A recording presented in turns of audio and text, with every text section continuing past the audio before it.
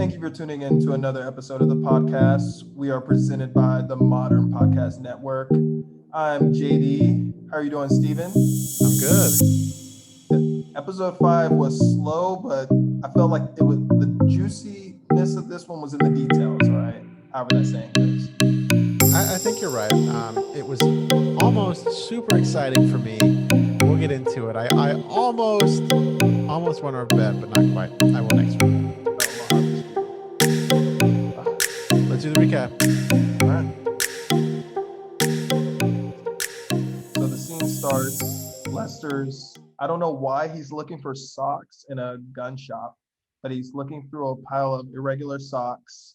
I think in Minnesota, all the stores sell guns. Just Yeah. So it's a flashback, and he's just looking for socks. and we find out, he tries to bargain $2 for their regular socks, half women's socks. That's not enough. Let's explain though. There's there's there's just a big basket of socks in the middle of the store, and they're irregular. And he asked the person at the counter what that means, and the guy's like, "Oh, there's half of them are women's socks, and or like half of the pairs of socks in the bundle are women's socks or something." Right. And so Lester's like, "Okay, that's fine. They're socks." So grabs a pair, takes them to the counter, and he's like, "How much is it?" And the guy's like, "The sign says the irregular socks are best offer. So what's your best offer?"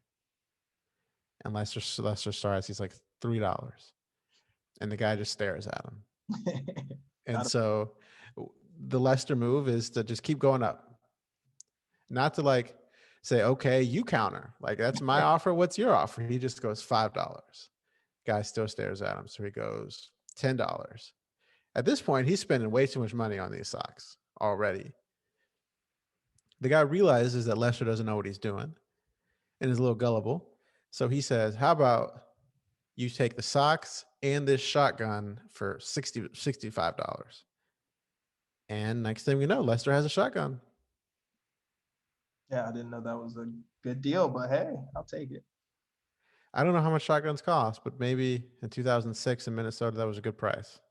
Probably not. Knowing how this guy was trying to swindle Lester for $15 worth of women's socks when he's not looking for women's socks, I think it's probably a bad deal. So next scene, he's at home. He has his shotgun, and his wife just says the rudest thing ever to him. Do you remember what she says? She goes, "What are you doing with that? You're not gonna shoot anything or something like that?" No, she says, "Be careful, you might shoot yourself in the head." Oh yes, and if And anyone, he says, "It's not loaded, it's okay." And she says, "If anyone can shoot themselves in the head with an unloaded gun, it's you." His wife said that. yeah, That's so mean. I miss her. We haven't seen her for a few episodes. I know she got a scene in. She stole the scene a little She bit. got a scene in. Yeah. Um, and we later learn that this is the shotgun that Malvo uses to kill Officer Thurman, to shoot Officer Thurman in the back that fateful day when he kills his wife. Yeah, the shotgun saved his life. The shotgun, well, it saved him from going to jail. Yeah, momentarily. Although I think Malvo would have just done some hand-to-hand combat thing, Yeah. right? I mean, why would he have killed the cop for him? I guess he's a nice. I don't know Why, why. why did he shoot the cop in the back? Yeah, he's there and it was easy. I think he just feels bad for Lester. Yeah. I I, would. I I think that he sees a little bit of himself in Lester, this like need to kill. But Lester doesn't know how to do it and feels bad. Okay. Yeah. Um, so what happened after that? All right. After the reenactment, then we go to present day, and Lester's sitting in the jail cell in between the two goons. Well, so I guess before that, there was one other thing we learned about this, and the transition to present day is, um, when Malvo shoots Officer Thurman with a shotgun. A ricochet bullet is what actually hits Lester's hand, Oh and yeah. this is what's infecting his hand, I thought that right? was plain clear as day. I Yeah, did too, but remember, I hypothesized the reason why he's not going to the doctor is because he wanted the bullet to come out. He didn't want to go with the bullet wound, yeah. and then like they would find stuff out because of that. But so Lester gets shot in the hand. We learn through the course of the next few episodes that it's become really disgusting and very painful. Ugh. Last episode, we saw him with the bandage off, and it's like just yellow Oh. and pussy and red. It's disgusting. Um, and we go back to present day, where we ended last episode. He's in jail with Mr. Wrench and Mr. Numbers.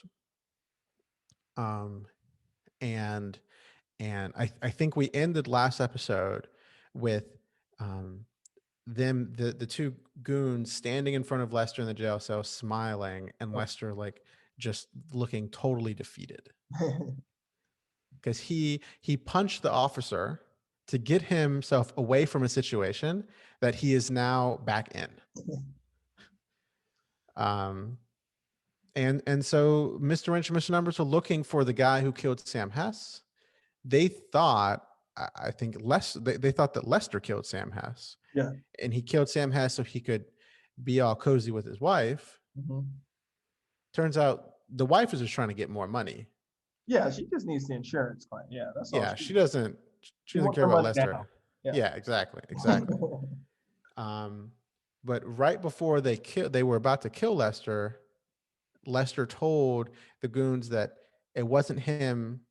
It was I forget exactly what he said, but like it wasn't him. It was someone else. It was this other guy. Said like he did it. He did it. There we go. He said he did it. So now we're in the jail cell, and they're like, "Who's he? You said he did it. Who's he?" He is clearly Malvo.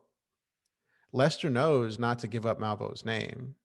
He knows what Malvo's capable of, so he tries not to. And they do what henchmen would do in that circumstance. They get real close to him. Well, one, I was wondering what was happening. One of the guys stood up, Yeah. took his shoe off. I thought he was about to smack him with the shoe, or like pull out a knife from his shoe or something. I thought he was gonna hang him with this sock. I know I that's didn't I didn't I didn't even get to the sock part. I thought there was a knife in his shoe or something, but he took his shoe off to take his sock off so that when they pressed down on his hand, they could stuff the sock in his mouth so he wouldn't scream. I just wouldn't want that man's boot sock. He's a big dude. That's what I was thinking. That thing is dirty. Like he's a big, you know what I mean? Like and that sock in my mouth. Like They've been in Bimji for a while. I don't think they brought extra clothes. that's what I mean. That's true. That's disgusting. Yeah. I would imagine though, if a guy is pressing on my like infected hand, that I'm not thinking about the sock. Lester like goes in and out of consciousness. It's, He does. I imagine that is extremely painful. uh, I feel so bad. yeah. Should have Man, got you're right. He deserves it. yeah. Um, he eventually spills the beans. He is Lauren Malvo. Malvo stole his car. It got impounded in Duluth. He might still be in Duluth. Tells him everything. Everything, yeah. About 6 foot tall. um, and right after that, a cop comes over and says that Mr. Wrench and Mr. Numbers are free to go. Someone paid their bail. Um, and Mr. Wrench says, "What if we don't want to go? What if we like being here?" Um, and the cop thinks that's a joke. He's clearly looking at Lester while he says this. Like if he was a respectable cop, he'd understand something was going on. Right? He wasn't just joking around. He was salivating at the sight of Lester. This poor guy. Yeah. Just like like a hyena and like Yeah, for real. Like a hyena looking at Lester. But he just, the cop's like, ha ha ha. so Molly, she has this look of just assertiveness on her face, like she's not going to take no for an answer. Bill has told her no for too long, and she puts on her coat, storms into Bill's office, and starts telling her all this information. As of course, Bill, he's preoccupied with the snow count that's coming down, and she starts telling him how she was talking to the office, and there's this guy Lauren Malvo, and Lester knows the name Lauren Malvo, and he had a head injury, and the guy at the emergency room had a head injury, and telling him And all this. his last call is to Yeah, the hotel, to the yeah. motel. And the guy there had some coins from the strip club that Sam Hess was, and Sam Hess was talking to the stripper, and the stripper said that he gave a guy a bloody nose. Everything was adding up, and finally, just Bill couldn't ignore it anymore. Yeah. So Molly has been spending the past few episodes building her case. She finally goes to present it to uh to Bill, or Bill she, Oswald. Um, and like you said, she had that look in her eyes like she wasn't taking no for an answer. And I thought, honestly, that Oswald was just going to be like, Molly, I told you I to did, leave this alone. and I think he was going to at a point, but she kept coming with the info. She, yeah, and at some point, she just overwhelmed him with facts that he was like, okay, I think you're right. I think I was wrong. And so Molly was like, okay, we need to talk to Lester. Like, let's go. And Oswald was like, well, he was picked up. He's in the county jail. And she was like, okay, let's go. And then they go eventually talk to Lester. I can't believe after all that she still was like, I know it's not my case, Chief. I'm like, girl, you solved the case, okay? You solved the case. Chief, I'm forming a union and we're gonna vote you out because you Yeah. suck. But That's just how she was raised. That's how people from Minnesota are raised. they're good people. They're better people than I. Not Lester, but Oh yeah. everyone else. Not Sam Hess either. Not his wife. Not his wife. Not his kids. Not Lord Malvo. Never mind. Not even Gus, because he's just gonna let a criminal go to save his own ass. Not Oswald. He's Yeah, just Molly and her dad. just Molly and her dad. Yeah. uh, Um. Next scene is Officer Gus. Uh, this the fact that he let Lorne Malvo go in that first episode, he was intimidated and let him go, and it turns out that he might be the person behind all these other murders. Just has him feeling so guilty. Gus feels so guilty, and so we see him in his daughter's room with apparently the only computer in the house, which is in his daughter's room, which is like he's a good dad. I can get behind that. Um, and he just doesn't believe this story, because if you remember last episode, they had Lauren Malvo in the jail. He was locked up, but he was able to convince the other police officers that he's actually a priest from another town. He gave him a fake name, um, and they convinced him, or the name that he was assigned, and he has the ID and whatever, and they convinced him that he's a priest. Um, and so Gus Googles this man's name. It didn't look like it was Google. It looked like it was some other search engine. 2006. I mean, Google wasn't the biggest deal then. It was popping, but no. Maybe it was Yahoo or something. I don't quite remember. And he Googles the name, and there he is. There's a picture of Malvo in a church dressed as a priest. That's Smile. some good like cover up work there. That's a legit organization he's a part of. I told you. I told you. You did tell me I was impressed by that. I thought there was going to be no picture, but there's even a picture of him in a church and everything. I know. But then he Googles Lauren Malvo, his actual name, the name that Molly discovered, Yeah. and there's nothing. There's zero search results. which in my mind, Gus looked at that and thought, this has got to be a sham. Hmm.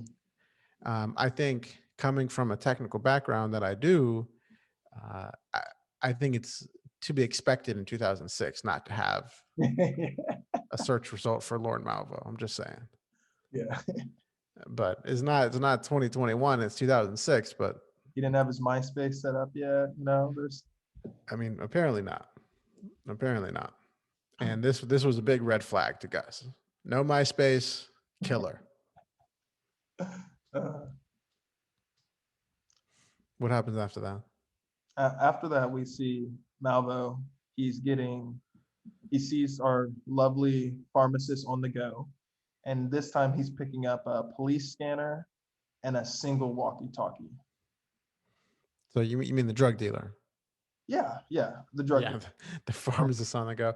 Farm. There was a fun there's a fun scene there where the drug dealer tries to sell him, I think, pink walkie-talkies, No, it was the pink police scanner. the pink police scanner, and Malvo's like, "Do I look like someone who wants a pink police scanner?" And he was like, "Well, maybe it's for a lady friend or something." And Malvo was like, "I don't have any lady friends. I don't trust anybody. I'm all alone." Um, and the guy's like, "Oh, okay, Yeah. sorry." Yeah. I think he even apologized. He's like, "Oh, that sucks." Yeah. um, yeah, so he buys a police scanner and he buys two walkie-talkies. No, he only Or wants. he bought one walkie-talkie. That's right. It's unclear. It's clear why he wants a police scanner. Unclear why he wants the walkie-talkie. Yeah, I'm not too sure. And I thought he might have wanted one to communicate with the trainer, but no, obviously not. Obviously not. Huh. I don't think he cares about the trainer at all. Do you think the trainer is getting any of the money? I wanted to talk to you about this. There's this scene. Um, so them two together are scamming the supermarket king, Together is a stretch, but sure, together. but they're in on it. Yeah. Uh, the trainer doesn't know what's going on, but that's okay. Um, and it's the day before the drop, and Malvo shows up at this trainer's house and is like, "Okay, um, this is what we're doing." He fiddles with the phone. What does he do with the phone? Does he like unhook the phone? Oh no, he calls. Recording the conversation. Wait, what was that? He's recording the conversation. He hooks it up to the tape recorder. Okay, and then he calls the supermarket king in his like fake voice, and he puts on some fake voice and is like, this is the job, this is when it's going to happen, this is why you have to do it, blah blah blah. He's further intimidating him, and then the trainer gets all excited. He's like, "Am I going to be able to use that voice? Am I going to be able to intimidate? Yeah, Oh, it's $1 million. Like I'm gonna build a room out of 4-inch granite." uh, Clearly, he's not getting any money. I'm thinking maybe he can get his 43,862 or whatever it was. Clearly, he's dying as soon as the money gets dropped. There's no way. I don't even. So this goes back to our previous conversations. I don't even know why Malvo is looking for this money. I don't know. I don't even know why he's looking, or he includes the trainer in the scheme. Is he trying to, you know, quit his day job and wants to relax with $1 million? I don't know. Um, but this trainer clearly thinks that he is an integral part of this partnership, Uh, and I imagine he thinks this is going to be a 50-50 split. I'm like, his excitement, yes. In my head, I'm even thinking like 100K would be a lot if he gave him that much. Because What has he done besides picked up crickets, and that's it? He's like gone to pet stores to buy crickets. yeah, and he didn't even release the crickets. Malvo released the crickets. Yeah. Granted, he did sort of find thousands and thousands of crickets. It's quite a big deal. Um, but he's expecting some money. I don't think he's getting any money. I don't think he's walking away with his life. Um, and meanwhile, while he's excited talking about all this stuff, he's getting Malvo tricks him into stepping into like a pantry closet, and What then the trick is a stretch. well, he's sort of like a sleight of hand. He's like, "Hey, hand me your drill. Hey, hand me a nail. Hey, stand in there real quick." Then he closes the door and drills his door shut. He was smooth. I'll say maybe it wasn't a trick, but he was at least smooth. Is it weird that I don't think that I mean, I do think I could do that to another Minnesotan. I could just be like, hey That's just man, rude. where's your drill? Here you go, sir. Or you got some screws? It's like, you mind step? And then they're just like, oh, okay. Maybe, but like as soon as he starts screwing, who just stands there and is Oh, like, "Oh, what are you doing?" uh, trying Maybe I not to don't go know. more because I know it does lock, but come on, man. And then at some point, like I feel like you can get out of that if you just ram the door with your shoulder. It's one screw. Like it's gonna take some effort, but I feel like that's escapable. But anyway, he locks this guy in his closet, and the guy's like, "Hey, what are you doing?" And Malvo's like, "Oh, I don't want you to get cold feet." And he says, "I'm not." And then he Malvo says, "Well, good, then just get some rest." And he says, "Well, what if I have to use the restroom?" And Malvo says, "Well, you'll figure it out." You're smart, So disrespectful. Just to lock the man in a closet in his own house. man. His own house. It's so disrespectful. Jeez. Ugh. But that's Malvo. Yeah. That's Malvo. Cut. We got next scene. The wound that I thought was going to cost Lester his freedom possibly saved it Explain. because then they're going in to question him. And when he would have no idea that they're going to come and have all this evidence built up that he would be flustered, he is unconscious. Literally flustered to Yeah. the point of Yeah. unconscious. Yeah. So Molly and the new chief show up. Molly was about to just uh overwhelm him with truth, just like she did Bill. But Lester's in this jail cell, um, and the two henchmen were pressing on his hand. He nearly fainted while he was doing that. He was falling in and out of consciousness. As soon as those two guys leave, he throws up, and Oh, so he's barely hanging on right now. And lucky for him, like you said, Officer Molly and Chief Oswald show up, and he just immediately faints. Just and not he's not even faking it. That no. is a legit physical reaction to the pain he just experienced. Uh, but Molly, she still has that look, that assertiveness in her eyes. She is questioning him in the ambulance. I definitely think Molly thinks he's faking it. Well, duh, because she's been watching this concussion thing and him avoid stuff. she Poor has, Gus, though. Poor Lester. but this is Um, for Lester. but you're right. Like he's in the ambulance. He's literally now at this point, um, falling in and out of consciousness, like per this, like depending on what second it is. Yeah, just And Molly's like, "Who did it? Who's this? You paid him. How much did you pay him?" And Lester's like, "I never paid him. I." And like, okay, but you just didn't collect money. He came back and didn't want to pay, right? Like yeah, you definitely were paying him. You didn't pay him, so he came back for you. And he's like, "No, I didn't pay him." I'll be like, he just did it for fun. That's what I thought he might slip, like say something. He just wanted to do it. I told him to, and he did. Yeah, like, what can I Oh, do? I killed my wife too. Yeah, yeah. Like they don't even care about the wife right now. Yeah, no, no. Out of all, like, can we talk about that right now? Why are they not investigating maybe Chief Thurman's death more and the wife? No, let's go. It's all about Sam Hess. You know what I mean? I think Molly doesn't care about Sam Hess. I think Molly thinks they're all related, or at least Sam Hess and Officer Thurman, and probably all of them. And she cares about Chief Thurman. Because I'm And like, she's trying to solve that murder, but yeah. they using old Sam's when I'm like, there's two other dead people in the same house that nobody cares about. And like clearly Sam Hess was not only an asshole, but he was like a drug runner. Yeah. So why is he getting all this praise? I agree.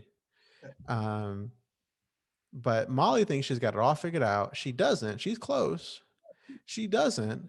But I think she violates this man's rights. That's what I was saying. I don't think you can legally do that. Yeah, all that info is admissible. And the same thing later, we'll find out she sneaks into his house. Like, that is not admissible in court. I don't know if they do courts in Minnesota. It's just yes or no kind of thing. Like, I don't know if it's like Canadian laws that far north, but but oh, you're right. Like this isn't she's not being a good police officer. She's just trying to solve the case. But so Lester goes into the hospital. He's clearly he needs to be in the hospital. Next scene, he's in the hospital. The doctor's like, good thing, he came in when he did. He almost lost his arm, but he's because we caught it, like it's gonna be fine. By the way, we pulled out this thing from his arm, like ha ha ha. Oh, how like I heard that Chief Thurman's wife had a baby, like yeah. delivered her baby. And Molly was like, hold up, you pulled something out of his arm. What? Say more. And he was like, oh, it looks like it's a shotgun wound or something. And Molly's like, okay, like it's all fitting together. It's all fitting together for her. So she's like, okay, let's collect that. Um, but then there's nothing she can do. She's like, can I go speak with him? And the doctor's like, he's unconscious right now. And so Molly's like, okay. So Chief Thurman's wife delivered her baby, so she's gonna go talk to her. She meets all the other police officers out in the hallway. They're being loud and rowdy because they were kicked out of the the hospital room. And she's like, "Oh, so you were being too loud 5 feet over that way, and you just moved 5 feet this way, and you're still being real loud, and that solved it." And and Bill was like, "You're right." And so they leave. So all of them leave. And then we go to, I gotta ask you, what do you think is the more random scene? The next scene or the scene with Molly and her friend and the spider bite? Or, I mean, the nothing would top the spider bite. I mean, this one was random too. Okay. Not really. Tell me why. Explain the scene and then tell me why you think it's random. Okay. I I like to call this the plight of a father's monologue. Oh my God. Well, it starts with old Gus is just sitting there. I don't he's a single dad. His life's not too bad. Feels like he just had a rough day. He's sitting out looking up, facing his window, has a small glass He's of milk. drinking some milk. He's up late. Yeah. It's dark, late at night, he's relaxing. And then he sees peering through on the apartment in front of him through his window is another dad drinking a glass of milk late at night. And then he walks up to that window, the dad across the street, and Gus walks up to his window, and that's when he says, "My wife thinks I'm loud, and my kids hate Well, me." no. So the guy was like, "Why are you up so late?" He was like, "Oh, like I'm troubled by something." And the other guy's like, "Oh, I'm up so late because this is the only quiet time I get." Essentially. Yeah. And then because we later learned that this guy is a priest, this guy's like, "Oh, you're troubled. I'm a priest. I should come over and let's talk about it." And so he comes over. Ah, that's why. Okay. But what was interesting to me, he doesn't. He's in his like pajamas Yeah. and flippers, like slippers. He doesn't change or anything. He just comes over in his pajamas, Well, and it's two guys in their pajamas just sitting at the table. I mean, it's more weird at like midnight for me to say your place or mine while we're drinking a glass of milk. Like, I was like, what's about to go down here? Um, no, thank you. Close the window. That's what I'm saying. I was just peering at your wife undressing. Like, I was so unsure of what was going Oh, that did happen. on. Yeah. So yeah, I'm very like, yeah. Yeah, yeah. That's true. Um, and so these two men are just sitting at the table. Gus is like, hypothetically, what would you do if you were in my situation? He sort of explains his situation, and he was like, hypothetically, what would you do? Well, if Um, you knew someone was the bad guy, but you couldn't prove it. yeah, Yeah. yeah. If you knew someone was a bad guy, but you couldn't prove it, what would you do? And the guy was like, you find the proof, which was like solid advice. Yeah. And then he tells uh, Parable. uh, this parable that I thought was actually really good. I mean, it was. He Yeah. says, so let me explain it for the listeners. He says, um, there was a man, there was a rich man who woke up one day and picked up the newspaper Yeah. and saw all the bad that was happening in the world. And so he says, I'm a rich man and I can solve this. And so he donates all of his money. Um, and then the next day, he picks up the newspaper and sees there's still all of this bad happening in the world. And he reads about these these people that die because um, there wasn't a liver that was available for them, and so they died. And so he goes to his doctor the next day and he says, I want to know is a kidney. He wants to donate a kidney. Um, and so he donates a kidney, and then he wakes up and he still doesn't feel satisfied and he still hasn't solved all the world's problems. And so he goes back to his doctor and he says, I want to donate everything. I want to donate my liver, my heart, my eyes. And the doctor's like, no, that's suicide. You can't do that. And so he goes home and he's sitting in his tub and he slits his throat and he writes on the wall with his blood before he slit his throat, like, I'm donate everything. Um, and he gives everything he can give, his entire life, his entire flesh, to help the world. And then Gus goes, and did it work? And the priest is like, what do you think? have all the world's problems been solved? Yeah. Um, and Gus is like, oh, yeah, good point. Um, and he goes, so what's the point of that story? And I forgot what the point of the story was. It's my second favorite quote of this episode. Okay, you finish it off. Only a fool thinks he can solve the world's problems. There we go. There we go. Yes. I thought that was I really like that scene. Yeah, I like the way it ended. Yes, for sure. Only a fool can think he can solve the world's problems. Yeah. That doesn't stop Gus from being a fool. No. Poor Gus. Oh, poor Gus. So Gus takes so the priest leaves. Gus's takeaway from that conversation, he tries to lay down, he can't sleep. So he thinks, you know what? Why why did I catch him? I caught him in a car. He drove to Duluth. Now he's on foot. Why did I catch him on that road? Why was he standing on the road that I saw him in? So he goes back. And if you remember, the road that Malvo was standing on was right in front of the supermarket king's house. So he says, okay, I got to go back to this road. There must be something about that road that will give me some clues. Meanwhile, so that we leave that. Doesn't look good for Gus. No. Doesn't look good for Gus. Meanwhile, the supermarket king calls Malvo and says, I'm gonna deliver the money. Like, let's do this." And so Malvo goes, picks him up, and drives him to the supermarket so he can put $1 million in a briefcase. The same briefcase, by the way, that he found. The same briefcase, yeah. But if I was in his position, I would do that. It's like full circle. But that's a good catch. So he's at this point, he's like multiple days of without his medication, but not just that, but on Adderall. Yeah. And so he's just losing. He's just lost his mind. Not only has he been on Adderall for multiple days instead of his medication, but Malvo has enacted the literal plagues on this man's life. Told you it was coming. I told you the firstborn is the one he was really worried about. And so he's just losing his mind.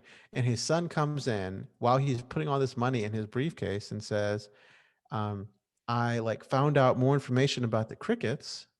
They're not from around here. They're the kind of crickets you can buy from a pet store. And this man, his son figured it out. Yeah. He figured out what happened. But the supermarket king's like, shut up, don't talk to me. Like, you're next. I can't let you die. He shows some like love for his son. Like, I can't let you die. Like, shut up. Meanwhile, he could have solved this whole thing. But I'm confused too. What is Malvo trying to do? Why wouldn't he just kill the supermarket king as soon as he gets back in the car and then leave? I don't know. I think he's trying to get away with it. Yeah, that seems stupid too. Right? Like he wants him to drop the money, think that it's over, and then take the money and get away with it. And have no one searching for him.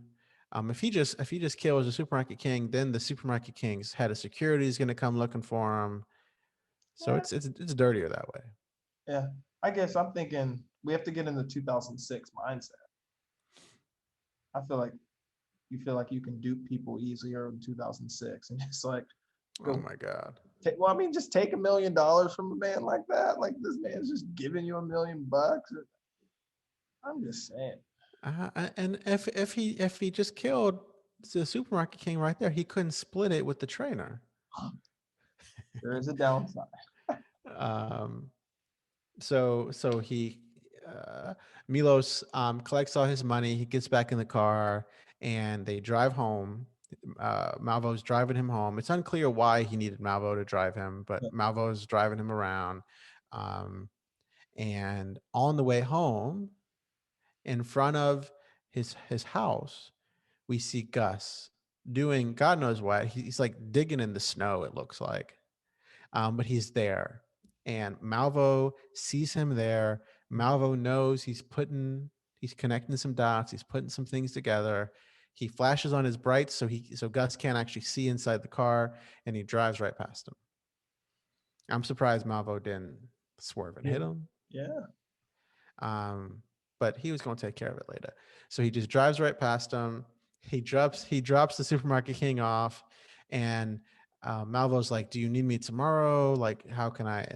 And Milos is like, "Nah, here's your money. I'm done. Like, you couldn't help me. Here's the rest of the money I owe you. Like, it's over. I never want to see you again." He's basically like, "You can stay here tonight, but Yeah. in the morning I want you gone."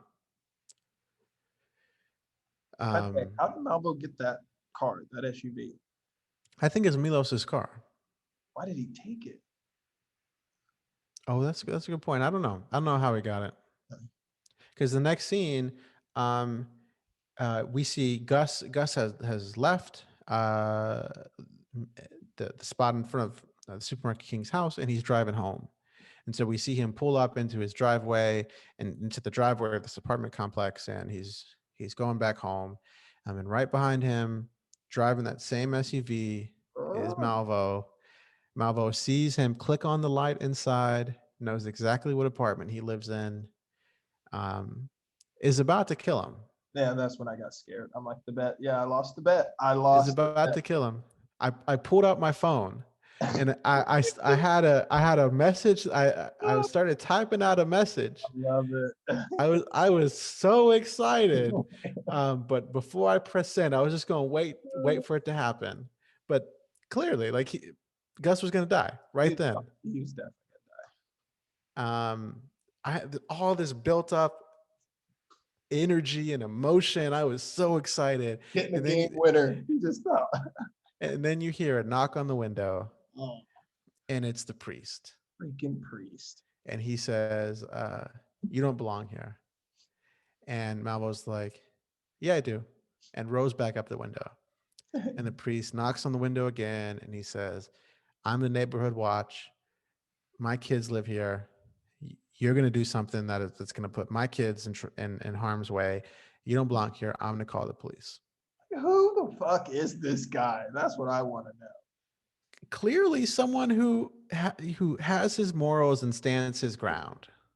He where's talk to Lester because they're both small statured men, but this guy's cojones. No, Okay. he, yeah, he was raised right, Mhm. and Malvo drives away, Yeah. and I was so disappointed. Uh, He drives away, and I was so disappointed. I was excited. And then I was very excited when O'Malley Mall calls my boy Gus. Yeah. So they could have a little rendezvous in the morning. So let's back it up a few steps. Um, Molly can't talk to Lester because he's in the hospital. He's unconscious. She tries to open up his door to just peek inside to see if he's awake. It looks like he's laying on his side. The camera pans over. Lester's awake. He knows that Molly's there. Um, he knows he's guilty. He knows Molly's about to figure it out. I'm surprised if Lester doesn't try to escape the hospital in the next episode. But there's a police officer stationed at his door. I've heard because remember he was arrested. Was he? Also, Oh, sure. Um, and so Molly leaves. He goes to Lester's home. Um, of course, of naturally. course, Lester has a key under the mat. Oh, these Minnesotans. Yeah. Of course, and so Molly gets the key, opens the door, breaks the law like we talked about earlier. She clearly none of this is admissible in court, but Yeah. she has to do it anyway. She walks in, she sees the pool of blood on the ground. She goes into the basement, she's looking around. She looks at the washer and dryer, No. and she has a thought. In my mind, a crazy thought. In my mind, this doesn't happen in real life. She goes behind the washer and dryer and unscrews Yeah. the back. It's not even a back where it just pops off. You have to unscrew the back, and then she starts digging around in there. I'm like, And we know that's where Lester hid the murder weapon. yeah. But like you can see maybe the washer, you look the flashlight behind it if it's out of place. But who thinks no? And unscrew because this is a true criminal who I know knows Right. how to hide good murder weapons. Like, come on. He's gonna unscrew the back and look in, and then there's some suspense. She really digs her arm back in there, and I thought she was about to come out with the axe with the blood. Um, This is really gonna be over for Lester and then. I thought it was gonna be over because, like, of course, Lester left the murder weapon there. Like, we know he hid it there, and I didn't realize that he had moved it, but I thought it was still there. But nothing. I think when he went back the second time, because he went to the brother's house and then he went back again, back home again, remember with the brother, because he's like, you don't have a cleaning. Yeah, And I think that's when he got it. that's when he moved it. Yeah. Molly was right there. I And also thought, was it the other one? Because yeah, she only looks behind one yeah, of the washer dryer, and there's two. So I was like, was it the other one? yeah. And so next scene, she doesn't find the axe. She's just standing in the basement. I also there was some suspense. I thought maybe like Malvo was gonna show up or someone was gonna show up and kill her in the basement. That's what I told Like you. She is on the verge of death too. but she's not. She's not because and we'll have predictions next. But um and she calls Gus and says, "Let's meet up tomorrow." Hmm. Gus just moments away from death. Molly moments away from finding the the murder weapon that is gonna nail Lester. Um, and that's it. That's the episode. Yeah. It was a good episode. It wasn't as action packed as some of the other episodes, but a lot of seeds have been laid, and we're gonna see them sprout in the next couple of episodes. I definitely think the death peaks up because it was like first, second episode, a lot of people die. Then we're like good storyline, and I think now we're going, six, seven, eight. People start dying because Yeah. they know too much. And Malvo's okay. Do you think Malvo's getting caught? Getting caught? No, No. no, I think he kills someone before he gets caught. Do you think Lester goes to jail?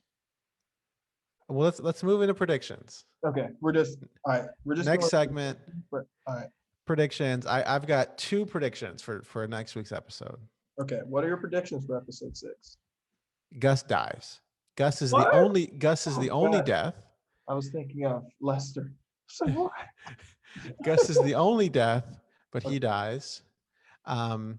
Second prediction, Supermarket Kings, either him or his security guy finds out that it was Malvo and the trainer who were pranking him. Ooh, I don't think he gets away with the money just that easily. man, that's a big episode. That would be a big episode, yeah. Okay, but that's my 2 predictions. What are yours? Okay. I think the dynamic duo dies. You're on this kick that they're gonna die together, Gus and Molly. But I also like your thing of I do think they both deserve solo. It's like Game of Thrones. Like they each deserve a Yeah, solo death episode. So they do. he's a less famous, or less popular character. So he'll die first in episode 7. Molly is the only character who's holding on to the truth. She is what's the word I'm looking for? She is like her sole purpose in this show is the person who holds and finds truth. You can't kill her. You can't kill her until the very end. And I think we find out a little bit more about Dad because I feel like he's been a lost character. Molly's dad. Yeah, Molly's dad. Okay. He comes He clearly has some background that we don't know Yeah. of completely yet. and we're gonna have to like the Duluth Police Department and him. How are they gonna meet up? Yeah. Yeah, that's a good prediction. If Molly dies, I think he becomes a bigger piece. It's like, does she die with 3? Because she's already made it through 5 episodes. It's like you can't kill her now. At least you know. What I mean? She's gonna crack the case. No, well, she has. She knows who's that. But she's gonna really crack it open. She just sort of put a little dent in it now. She's close. Right.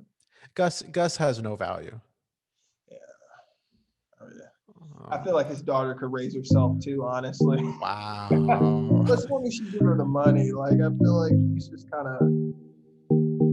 There's no way though he made it a decade as a single dad like that. Like maybe he did because I forgot. He's a bad cop. He's a good dad. Yeah. But, All right. all right. Can't wait for next week. I love you, Bernadette. Or go watch party.